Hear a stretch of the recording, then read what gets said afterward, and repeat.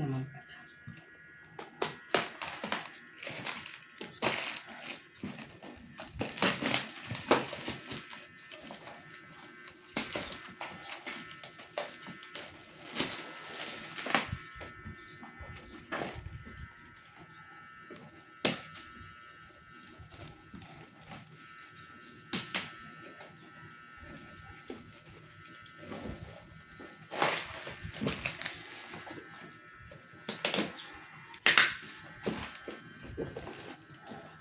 Ano tawag dyan?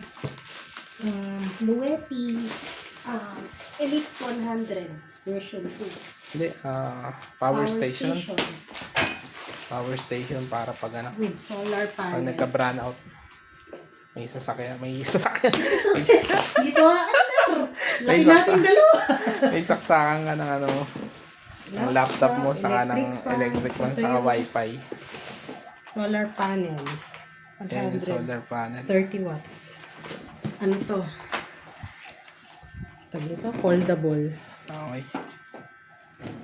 Saan natin lalagay? Try muna natin sa balcony. Kapag magkaroon ng mga brownouts, papadala ko sa iyo sa yard. Para ma-charge. Charge. Ihugot lang yata. Hindi baka malaglag ko. So, ano siya, may beaker.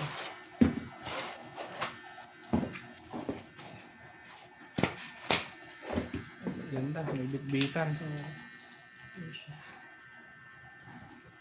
Ito. So, pag-velcro. Okay, ang ganda. Yan siya. Kapopol.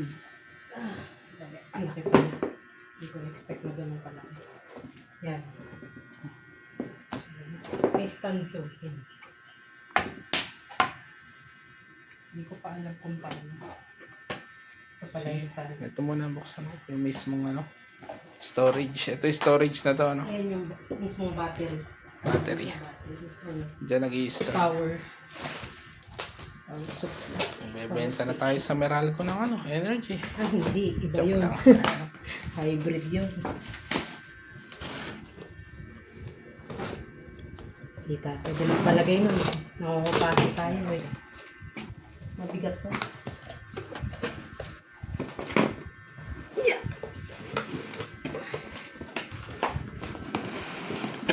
Ako lang.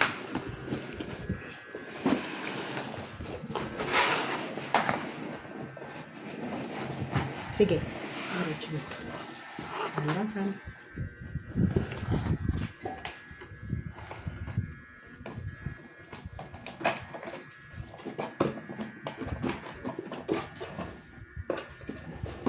Yan naman yung in-order mo. Chinek mo yung ano, yung pangalan.